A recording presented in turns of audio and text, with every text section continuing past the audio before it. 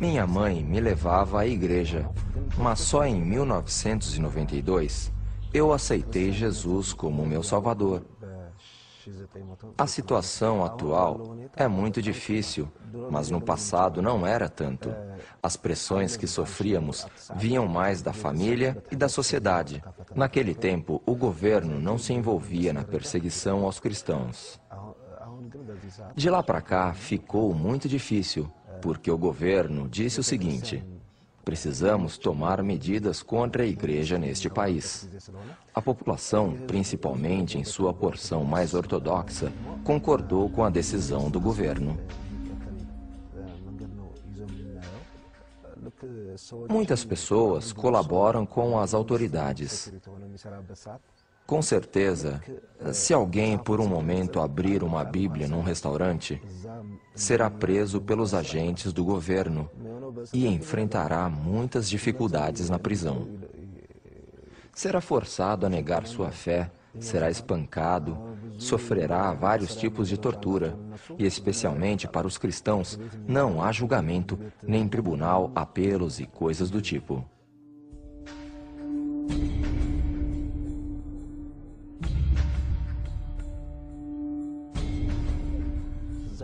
Por exemplo, há alguns cristãos que foram aprisionados há 4 ou 5 anos e jamais foram levados a julgamento num tribunal.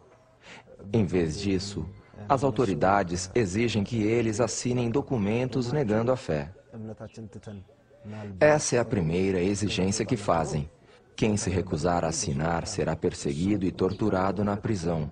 A próxima punição é uma tortura cruel chamada posição helicóptero. O prisioneiro tem os pés e mãos amarrados junto às costas e é colocado de bruços, apoiando o peso do corpo apenas no abdômen. Os pés e as mãos ficam amarrados junto às costas.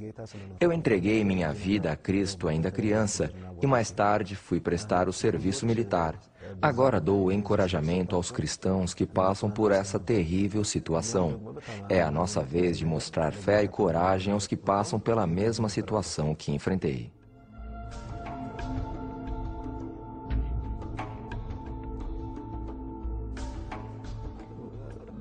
Eu não saberia dizer quantas vezes fui torturado desse jeito, mas me lembro que, durante cerca de 5 meses, me puseram numa solitária e me aplicaram diversos tipos de tortura.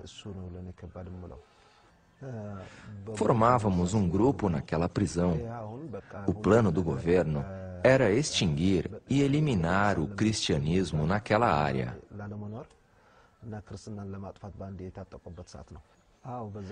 Após 6 meses de prisão e torturas, os representantes do governo surgiram com uma nova ideia. A ideia consistia em nos pedir para negar a fé e assinar um acordo. Naquele acordo, você se comprometeria a não ler a Bíblia, não orar, não possuir literatura cristã e não se reunir com mais de uma pessoa, pois alguém o estaria observando o tempo todo. Quem concordasse em assinar seria posto em liberdade. Eles não se importavam em nos deixar naquela situação. Quem não assinasse o acordo seria mantido na prisão.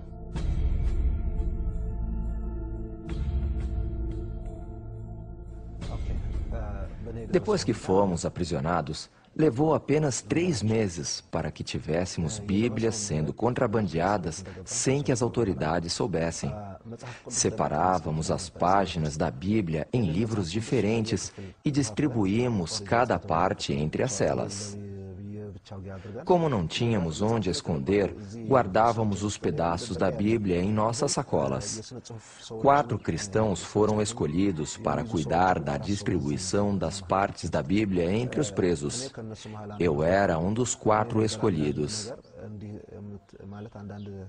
Eu era responsável por coordenar a distribuição.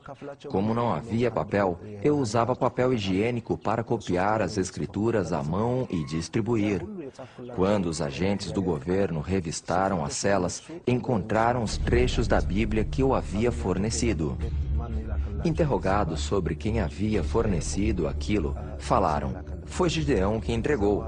Me castigaram com outra forma de tortura.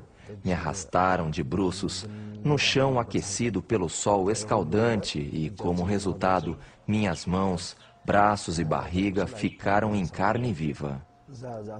Essa foi a pior tortura. Depois me jogaram numa cela de apenas 1 metro por 1,80.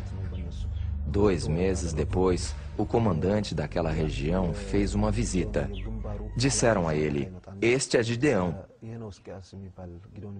Então eles perguntaram se eu iria negar minha fé ou não.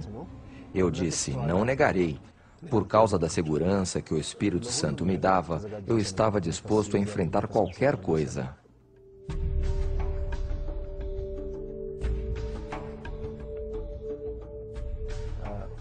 Juntaram todos os cristãos em um lugar e fizeram a mesma pergunta para eles: "Vocês vão negar sua fé ou não?" Perguntaram também a mim e eu disse: "Não." Em minha mente havia um só pensamento: Cristo. Para mim, o viver é Cristo. Foi o que o apóstolo Paulo escreveu na carta aos Filipenses. Para mim, o viver é Cristo e o morrer é lucro. Começaram a me espancaram por todas as partes do corpo. Naquele momento, eu lembrava que o Senhor Jesus havia passado pela mesma situação. Ele foi espancado ao pagar o castigo pelos meus pecados. Participar de seu sofrimento era uma grande honra para mim. Era nisto que eu pensava. Não foi fácil, não foi nada fácil. Mas quando penso no quanto maior foi o sofrimento de Jesus, percebo como é fácil suportar minha dor.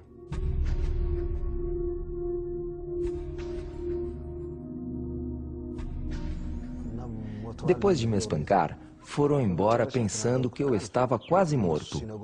Me lembro de ter orado em voz baixa: "Senhor, perdoa esses homens. Eles não compreendem o que estão fazendo.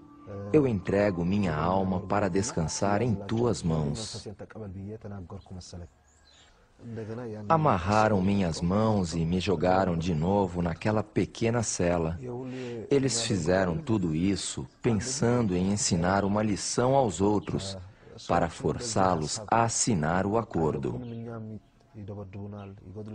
Esse era o motivo de fazerem tudo isso na presença dos outros prisioneiros. Para mim, o espancamento não foi o mais difícil, mas a permanência naquela cela minúscula era quase insuportável. Não havia tratamento médico, todas as partes do meu corpo doíam e eu não conseguia deitar no chão para dormir. Pedi medicamentos, mas eles recusaram. Eu não tinha nenhum osso quebrado, mas todas as partes do corpo estavam doloridas. Depois de 2 semanas, minhas pernas começaram a doer muito e feridas se abriram. Então fiz uma oração. Eu disse: "Senhor, Tu és o médico dos médicos. Cura-me." Assim que orei, senti a presença do Espírito Santo em meu corpo. Um dos guardas se compadeceu e decidiu me ajudar e me trouxe sal. Misturando sal com água, eu lavei o ferimento.